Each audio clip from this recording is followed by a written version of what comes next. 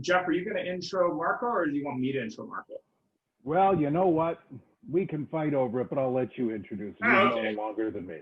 So Marco, I've been following for quite a while on social media. I really liked his video during COVID where he's talking about his whopping bill. I think it was from Rogers for his data.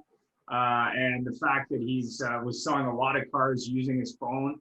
I mean, I believe it or not, was selling cars using a flip cam years ago, which was kind of pre-phone, but basically the same idea. You've got to share what makes you different. So Marco, maybe you can talk to us a little bit about your auto career and more importantly, how social has really impacted that lately. So when I started, I was much like a lot of people in the industry. I was given a desk and a phone and a computer and a sweet good luck. and I'll never forget this. And because I got sat down by the dealer principal, one of the two dealer principals, brothers, after a week of working there, and he said to me, I was 18 years old, my hair was down to here. Suit was way too big for me. But anyways, he sat me down and he says, if you don't start selling cars, we're gonna have to fire you. And I'm sitting there like 18 years old, just shaking in my boots. And I looked at him and I was literally stumbling on my words. I went, but you guys haven't trained me. And he's like, well, that's tough luck. And I'm, fast forward to now, it's after I was in the management position, after I sold cars and kind of touched base on a few different aspects of the dealership, I felt the need to help new recruits because I didn't want people to go through what I went through. And at the same time, the same token, that gave me the courage to also start doing videos for my clients and all that. Really, it started with walk around videos where you don't really have your face in it. And then ultimately became what it is now, which I'm not shy to get in the camera and just shoot a quick video. Well, so thanks, Marco. We notice obviously you do a lot of videos helping other auto salespeople and showing them what to do and how to do it. What has been the response from other automotive sales professionals to these videos? I get asked, so I get one thing that I didn't account for is the amount of questions I end up getting on my inbox in regards to sales from new salespeople, which is cool. And it's doing exactly what I was hoping it would do, which was help them out. If somebody reaches out to you for help, that means that they value your opinion and so forth. So it's it goes to solidify everything that I'm doing. It's actually working, and I don't mind helping them. And there's different people that the one thing that I didn't expect at all was people that are not in the industry to reach out to me, asking me how to get into the industry. Because everybody knows that you have to go to Georgian College here and get your OMBIC, but nobody knows how to get a job. So they'll reach out to me and say, listen, I went to this dealership, I did this interview, and this is the outcome that came out of it. And they're not willing to hire me. So I coach them through actually the interview process, what people want to, what questions are going to be asked, so they're not stumped and so forth, right? How to address different questions and what to be prepared for. That's the one thing I didn't expect, and it's probably the best part about the questions that I get. And I have another question for you. Thanks for that. Obviously, you represent a prestige brand. How do you think luxury vehicles differ in terms of digital promotion from the higher volume brands? Like, are you getting any feedback from Audi? Are you getting any feedback from the OEM or your local marketing person on that versus, say, like someone who's working for a more high volume brand? Is it different in your opinion? It is definitely different. So there's when it comes to high-end brands, there's a brand especially out there that's predominantly corporate. In the sense of the stores that they own. I'm not going to mention it, but yeah, they have a pretty tight watch on what's posted on social media, and they will actually give the salesperson feedback or tell them to stop or whatever it is.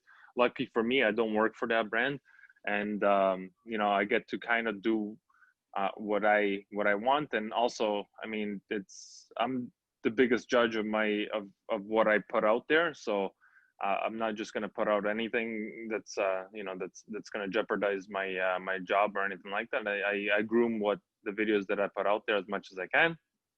And the worst thing I'll do is I'll put something very borderline, but it's not. I never push the envelope to the point where I'm jeopardizing my job or making the brand look bad, and that's that's really what it comes down to. But people that sell prestige cars, like high-end cars, they do tend to take the job just a notch too seriously a lot of times. So it's like you said at the beginning, it's you get into the industry because you want to have fun, and it's a fun place to be. So I don't think, like, just because the product changes, it shouldn't change the way you feel about the industry and the career that you've chosen and all that. So yeah, I mean, from a point of view of brand, I mean, and we had a gentleman, Neil Shea from Kia on. I mean, he gets support not only nationally but internationally from their marketing people because he just promotes their brand. He happens to be a marketing director, but I thought that was interesting. Whereas years ago, really, it was the brand kind of, this is how you should market your product. So it's kind of interesting how that's shifting. How much time and preparation and effort does it take you to produce your posts in terms of like editing it and the equipment you need? And I mean, is that something that is a big deal for someone getting into this? The investment was like $130 for a selfie stick that actually moves with the phone so that it stabilizes your phone.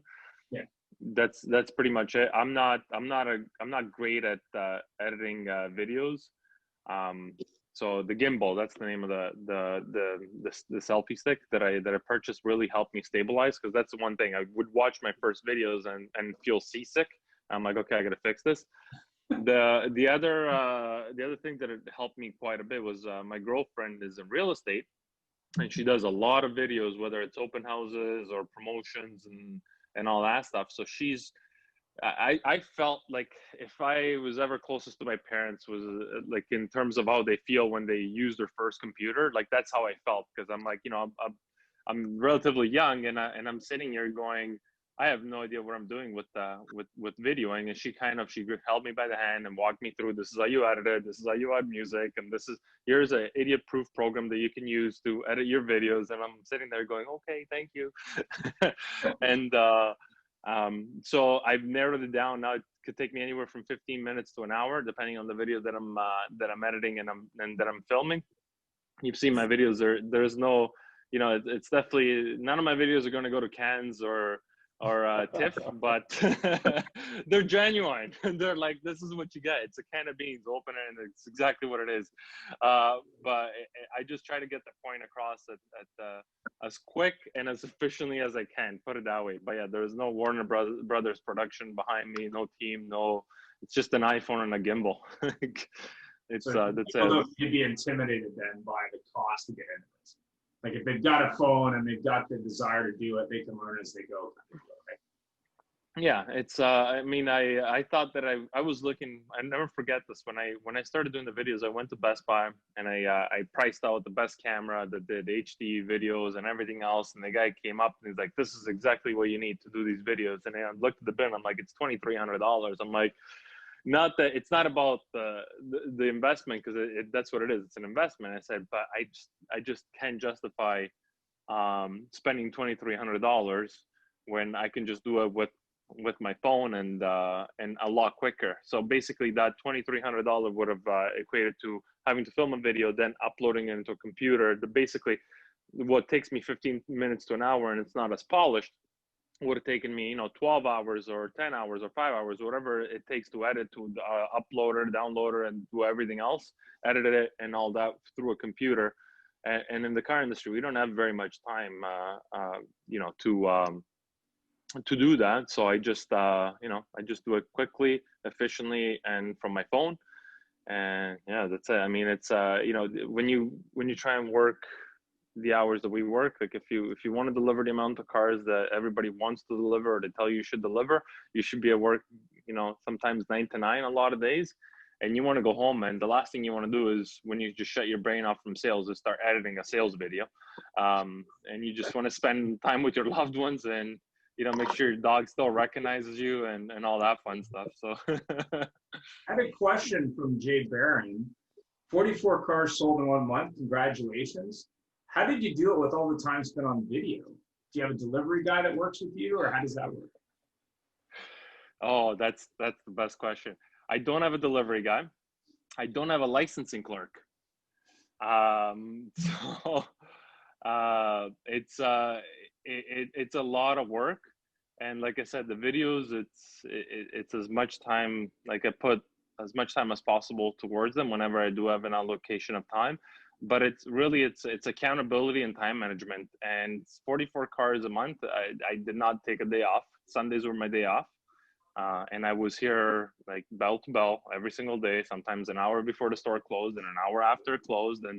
But I had a clear goal set in mind that I wanted to set a record, and the business was there. So why say no to it? Why not reply to a lead when you're at home and go the extra mile, right? So it wasn't easy. It's not easy.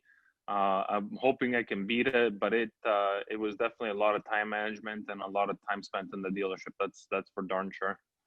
Fantastic. So Jeff, and since there's the time we have to go on, so maybe you can introduce Carson.